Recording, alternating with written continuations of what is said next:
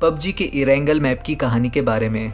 PUBG का ये जो इरेंगल मैप है ये काफ़ी ज़्यादा फेमस है और मैं 100% श्योर हूँ कि अगर आपने पबजी गेम खेला होगा तो आपको इरेंगल मैप के बारे में तो पता ही होगा। और इसकी कहानी भी काफ़ी ज़्यादा इंटरेस्टिंग है और काफ़ी ज़्यादा इमोशनल भी है। और जब सबसे पहले मुझे पता चली थी इरेंगल मैप की कहानी तो मुझे बहुत ज़्यादा दुख हुआ था इरेंगल के लोगों के लिए।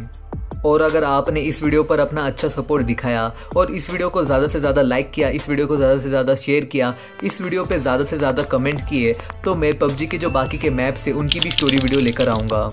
और हाँ, इरेंगल की कहानी को समझने से पहले हम ये समझ लेते हैं कि इरेंगल क्या है। तो इरेंगल असल में ब्लैक सी में मौजूद एक फिक्शनल आइलैंड है और आज की इस वीडियो में हम इसी आइलैंड की कहानी के बारे में बात करने वाले हैं। वीडियो बहुत ज़्यादा इंटरेस्टिंग होने वाली है, वीडियो को एंड तक देखना। वीडियो पसंद आने पर वीडियो को लाइक करना और अगर आप मेरे चैनल पे नए हो तो चैनल को सब्सक्राइब करना मत भूलना। साथ ही साथ ऑप्शन में से ऑल का ऑप्शन भी सिलेक्ट करना ताकि आपको मेरी वीडियो की नोटिफिकेशन सबसे पहले मिले। Without further due let's jump into the video. ये कहानी है 1950 की, जहाँ पर इरेंगल आइलैंड एक काफ़ी ज़्यादा खूबसूरत आइलैंड होता है जहाँ के लोग अपनी नॉर्मल लाइफ जी रहे होते हैं। यानी कि जो फार्मर होते हैं वो फार्मिंग कर रहे होते हैं, जिन लोगों की जॉब होती है वो नॉर्मली अपनी जॉब को जा रहे होते हैं। और वहाँ के लोगों ने उस आइलैंड को अच्छा खासा कॉलोनाइज कर लिया था। वहाँ के लोगों ने वहाँ पर बड़े बड़े स्कूल्स बनाए, अच्छे खासे बड़े बड़े हॉस्पिटल्स बनाए, बच्चों के खेलने के लिए प्लेग्राउंड्स बनाए और भी बहुत सारी चीज़ें बनाई और उस आइलैंड को अच्छा खासा डेवलप कर दिया। लेकिन 1950 के बाद होता कुछ ऐसा है कि सोवियत यूनियन की फोर्सेस उस आइलैंड पर अपना कब्जा कर लेती है।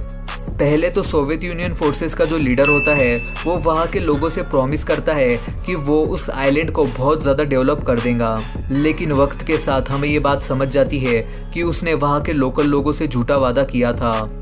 क्योंकि पहली बात तो ये कि वो उस आइलैंड को डेवलप नहीं कर रहा था, दूसरी बात ये कि वो उस आइलैंड को मिलिट्री टेस्टिंग फैसिलिटी की तरह यूज़ कर रहा था, जिसमें वो वहाँ के हॉस्पिटल और स्टोरेज फैसिलिटीज़ को यूज़ कर रहा था बिना वहाँ के लोकल लोगों की परमिशन के। अब क्योंकि मिलिट्री के लोग वहाँ के हॉस्पिटल्स, स्टोरेज फैसिलिटीज़ और बाकी की चीज़ें यूज़ कर रहे थे, इस वजह से वहाँ के लोग जो है वो बहुत ज़्यादा गुस्से में आ जाते हैं और वो मिलिट्री के अगेंस्ट प्रोटेस्ट करना शुरू कर देते हैं। इस बीच हमें ये बात भी समझ में आती है कि ये जो मिलिट्री फोर्स है जिन्होंने इस आइलैंड पर अपना कब्जा कर लिया है वो वहाँ के लोकल लोगों पर एक्सपेरिमेंट भी कर रही है। और अब क्योंकि ये रशियन फोर्सेस धीरे धीरे इस पूरे आइलैंड को बर्बाद कर रही है, इस वजह से मजबूरन वहाँ के लोकल लोगों को हथियार उठाने पड़ते हैं। लेकिन ज़्यादातर लोकल लोगों के पास हथियार नहीं होते, कुछ गिने चुने ही लोग होते हैं जिनके पास हथियार होते हैं।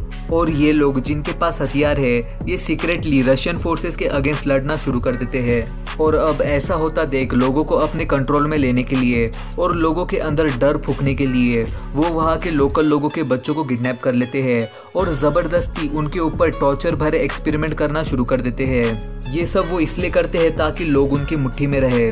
लेकिन ऐसा होने पर भी वहाँ के लोकल लोग हार नहीं मानते और वो उनके प्रोटेस्ट को जारी रखते हैं। और इस बीच कुछ गिने चुने लोकल लोग जिनके पास हथियार थे वो अंडरग्राउंड काम करना शुरू कर देते हैं रशियन फोर्सेस के अगेंस्ट। और इन लोगों ने एक घर के नीचे अंडरग्राउंड बेसमेंट बनाया था जहाँ पर ये सारी प्लानिंग किया करते थे कि कैसे लड़ना है रशियन मिलिट्री फोर्सेस से। और इस बेसमेंट में जैसे आप देख ही सकते हो इरेंगल का मैप लगा हुआ है जिसमें मार्किंग की गई है अलग अलग लोकेशंस की। असल में ये वो लोकेशंस है जहां से रशियन फोर्सेस काम करती है, जैसे कि मिलिट्री बेस, और इन्हीं सब लोकेशन पर अटैक करने का इनका प्लान था। और यहाँ पर बेसमेंट की दीवार पर आपको एक फ़ोटो भी दिख रही होंगी और ये फ़ोटो और किसी की नहीं बल्कि सोवियत फोर्सेस की लीडर की है। जी हाँ, वही लीडर जिसने पहले यहाँ के लोकल लोगों से वादा किया कि वो इरेंगल को डेवलप कर देगा, लेकिन उसने पूरी इरेंगल को बर्बाद करके छोड़ा। और इरेंगल को पूरी तरह से बर्बाद करने में इसी का सबसे बड़ा हाथ था, क्योंकि मिलिट्री तो असल में वही काम करती है जो कि उसको उसके लीडर करने के लिए कहते हैं। और इस बेसमेंट में आपको जो आई सिंबल वाले फ्लैग्स दिख रहे हैं असल में ये रशियन फोर्सेस के हैं। और इसी आइलैंड से ये लोकल लोग, जिन्हें हम फ्रीडम फाइटर भी कह सकते हैं क्योंकि ये अपने आइलैंड के फ्रीडम के लिए लड़ रहे हैं, वो यहीं से ही सारा ऑपरेट किया करते थे। अब कहानी में आगे, क्योंकि लोकल लोगों को रशियन फोर्सेस अपने कंट्रोल में नहीं रख पा रही थी, इस वजह से रशियन फोर्सेस ने एक ऐसी मशीन बनाई जिसकी मदद से वो इलेक्ट्रिकल फील्ड्स बनाते थे बड़ी बड़ी, और इस इलेक्ट्रिकल फील्ड के जो अंदर रहता था वही जीवित रह पाता था, और इस इलेक्ट्रिकल फील्ड के जो बाहर जाता था वो मर जाता था। इसका वो यूज किया करते थे लोकल लोगों को कंट्रोल करने के लिए और उनको एक जगह से दूसरी जगह पर ट्रांसपोर्ट करने के लिए।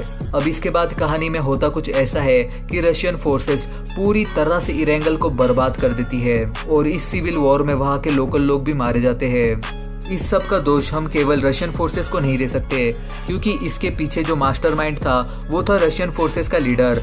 और जैसा तुमको पता होगा, जैसा लीडर कहता है वैसा मिलिट्री को करना पड़ता है, यानी कि इरेंगल को बर्बाद करने में रशियन फोर्सेस से ज्यादा रशियन फोर्सेस के लीडर का सबसे बड़ा हाथ था।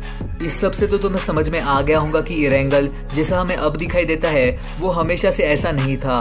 पहले वो एक बहुत ज्यादा खूबसूरत आइलैंड था, लेकिन अब वो केवल खंडरों से ही भरा पड़ा है, और अब इसी वजह से इस आइलैंड में तुम्हें कोई भी लोकल लोग देखने को नहीं मिलेंगे।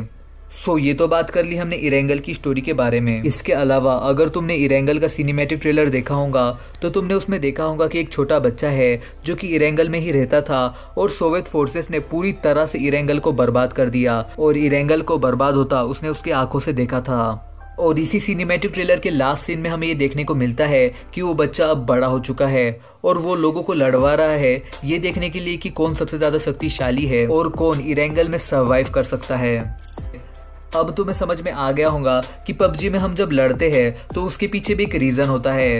हम यूं ही एक दूसरे को नहीं मार रहे होते हैं, असल में ये एक टेस्ट होता है अपने आप को बेस्ट प्रूफ करने का। सो गाइस, इसी इन्फो के साथ आज की ये वीडियो एंड होती है। सो आई होप कि आपको वीडियो पसंद आया होगा। वीडियो पसंद आने पर वीडियो को लाइक कीजिए, और अगर आप मेरे चैनल पे नए हो तो चैनल को सब्सक्राइब करना मत भूलना। साथ ही साथ ऑप्शन में से ऑल का ऑप्शन भी सिलेक्ट करना, ताकि आपको मेरी वीडियो की नोटिफिकेशन सबसे पहले मिले।